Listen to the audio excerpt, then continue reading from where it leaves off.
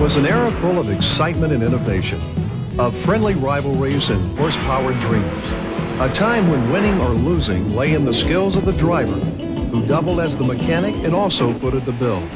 To many, it was the golden age of drag racing, lost today in the multi-million-dollar dash for speed. Lost but not forgotten. For at Sears Point, on a warm California afternoon, the clock has turned back a few decades, and drag racing once again becomes the challenge to all comers to strut their stuff.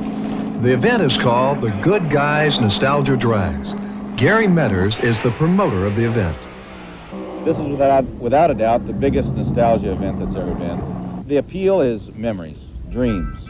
Back in the 50s, I remember the 50s. I remember going to drag races, and man, it was great.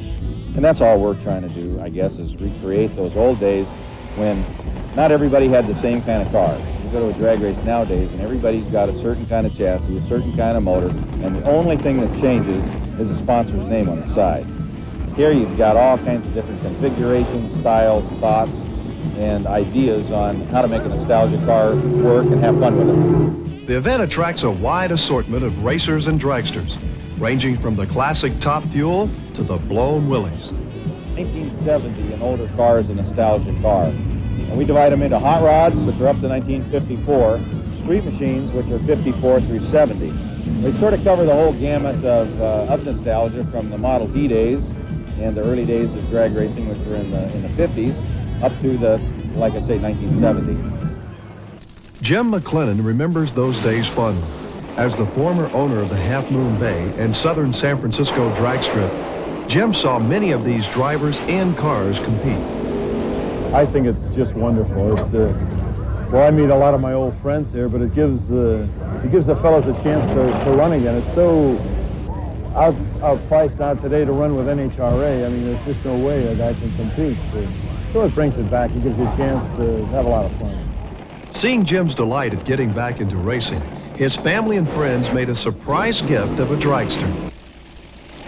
Surprised me one birthday. They wanted me to get back into nostalgia drag racing. You know? They took me to lunch and said, "Jim, why don't you come?" I said, "Look, we had a car I'd be interested, but I don't want to just go to the races and stand there, you know." And they had already built a car.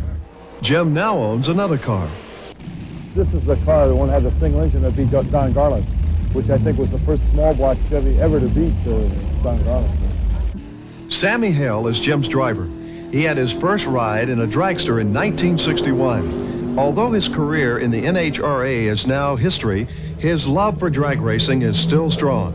And the Goodguys Nostalgia Drags allows him to indulge his dreams of speed once more.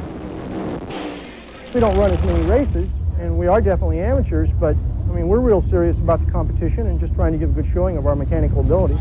That mechanical ability requires the knowledge of vintage dragsters, in particular the front engine slingshots that were the mainstay of drag racing in the 50s and 60s.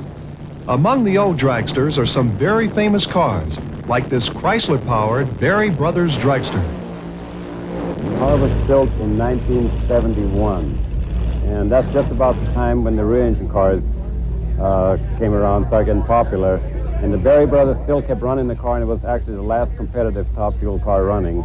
And it was a semi-finalist in the Winter Nationals in 1973, which was, you know, quite a feat for a front motor car, and the fans just went absolutely crazy. When Don Garlitz introduced the rear engine motor in the late 70s, he revolutionized the sport forever. Although there is no doubt that they are faster and safer, for some drivers like Dan Horan, the front engine dragster is special. I really like sitting behind the engine, and that's what I like about it. I like running these old cars. I like trying to outdo records that were set in the 70s. Like, my goal is to beat John Weavy's record, 6:17. There's just something about front motor cars that I think has a lot of appeal, and I think people like them, and they also like a lot of the other classes, the street rods, the roadsters, and whatnot. There is certainly plenty of variety in the age and style of cars. Ed Moe's car is one of the older and more unusual on the circuit. It's a 34 Ford 3-window coupe. We've got a 485 cubic inch big block Ford in it with a single 4-barrel. Runs a 4-speed clutchless Liberty transmission. Pretty nice car. Although the racing is competitive, It's the atmosphere and camaraderie that brings most of the enjoyment to the event.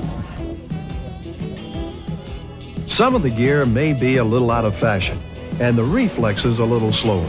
But this is the closest that these racers get to touching the soul of what drag racing was, is, and will ever be.